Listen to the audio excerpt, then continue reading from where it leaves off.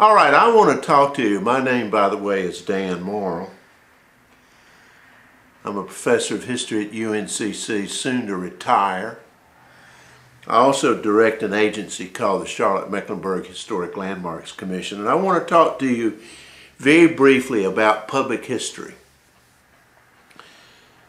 There are four traditional components of public history. There's archives, there's museums, there's historic preservation, and then there is digital media. Now, I am involved in those last two areas, historic preservation and digital media. And I want to talk to you very briefly about that. Now, first of all, a public historian. The public historian depends very much on traditional scholarship. We do traditional scholarship.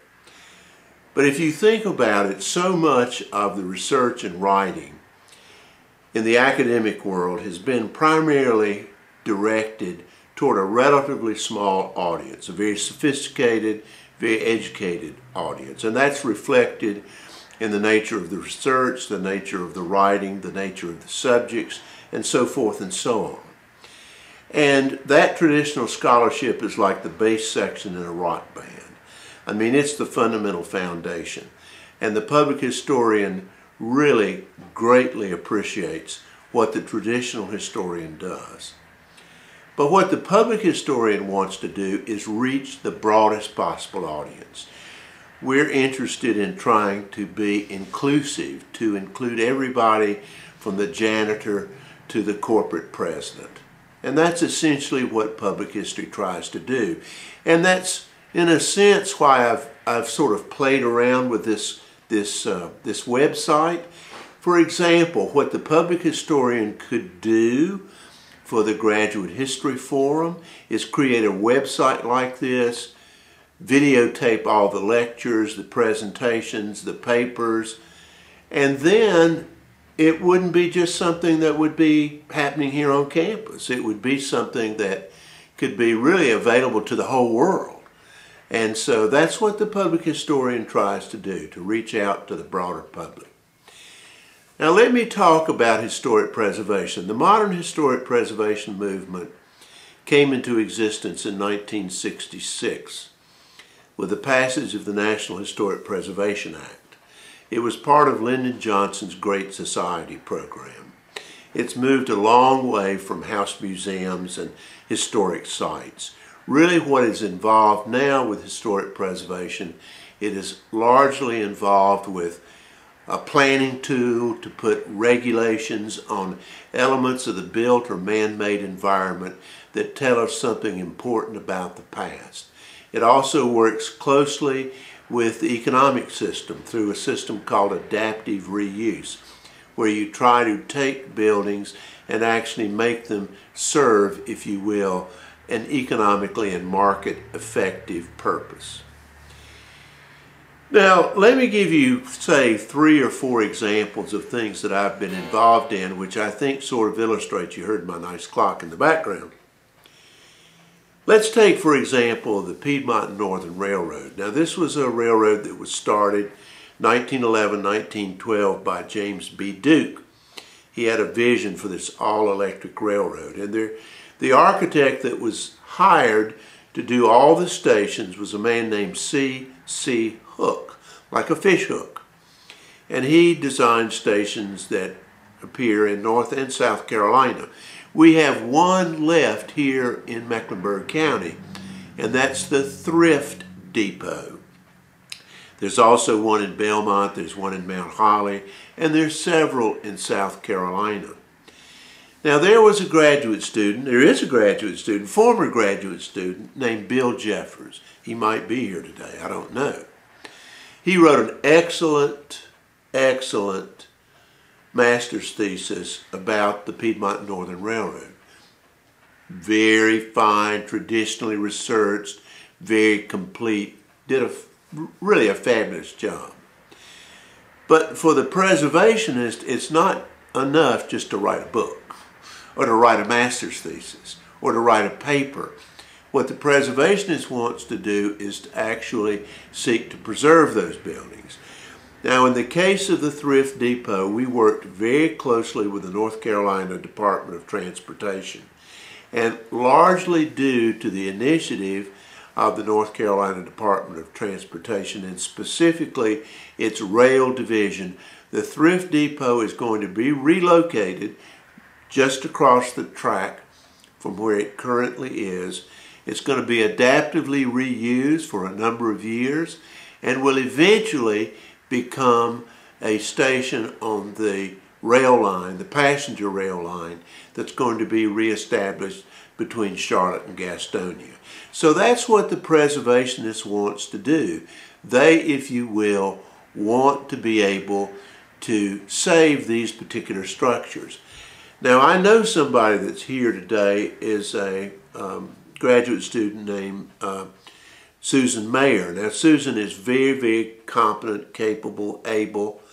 She's soon going to defend her thesis on the transportation system of, public transportation system of Charlotte, focusing especially on streetcars and on buses.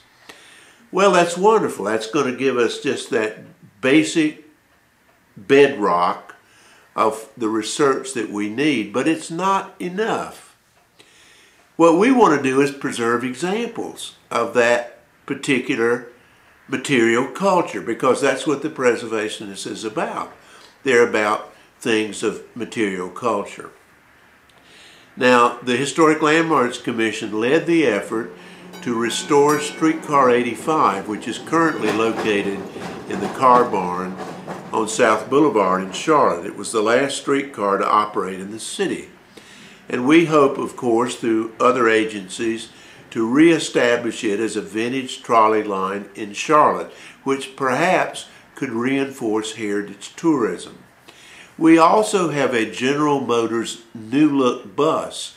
Now, there's a fascinating history about General Motors introducing that bus in the 1950s. This was a Charlotte bus. It operated on the streets of Charlotte. The Historic Landmarks Commission was able to preserve it. Its eventual use is yet unknown, but I know there are a group of architecture students here at UNCC who are going to look at the idea of using it as a sort of mobile museum of Charlotte-Mecklenburg history. So we try to preserve, if you will, actual artifacts. Now, there's a third student. In fact, she's operating the camera right now. Her name is Mary Dominic. Mary Dominic has just completed a master's thesis on the early Charlotte College campus, how the Charlotte College campus evolved. And it's a wonderful work. And I'm going to show you a website in a minute that was developed for that particular master's thesis. But again, her thesis is not enough for the preservationist. What the preservationist wants to do is to save some of that early architecture of Charlotte College, which quite frankly can be somewhat of a challenge because the university wants to grow bigger, it wants to build bigger buildings. A lot of people think that type of architecture is a bit ugly, but we are actually going to make an effort, the preservationists, to at least preserve the Kennedy Building, which was the most architecturally significant of the initial buildings of Charlotte College and was named for a man named Woody Kennedy, who was absolutely vital in having this campus located here, even though he died before it was actually completed and opened. So that's what the preservationist wants to do. Now, the other part of public history that I'm involved in is digital media. Now, this has to do with websites, which this is what I've done and created as a suggestion for the Graduate History Forum. See what's going to happen. All of this stuff that's being said, all of these words, all of these articulations are just going to go poof in the wind.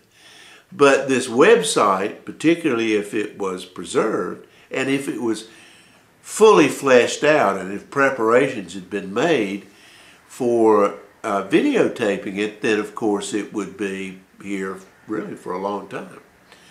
Maybe not forever, nothing's forever, but it would be here a lot longer than it's going to be here. So what I've been involved in as far as digital media is essentially two things. One is websites and the other is actually doing digital video. Now there has been an absolute revolution in digital video. This video that I'm being filmed with, this is done with my own personal camera. I got it off eBay used. I think I paid about $350 for it. And you know, the lights, these are two LED lights that are lighting me up. Mary does a great job with lighting. This is really very economical to do. And the public history program at UNCC actually has a public history laboratory where we can create websites, where we can do edit video. And you know, again, I want to emphasize it's not a matter of this being something that's in any way contrary to what traditional historians do. In fact, what's going to happen over time is that these two phenomena are going to merge. And I'm going to show you an example of that by going to a website that was created for Mary Dominic's thesis, which I think shows how a thesis actually can be made more vibrant, more energetic, more alive if it's made part of a multimedia package.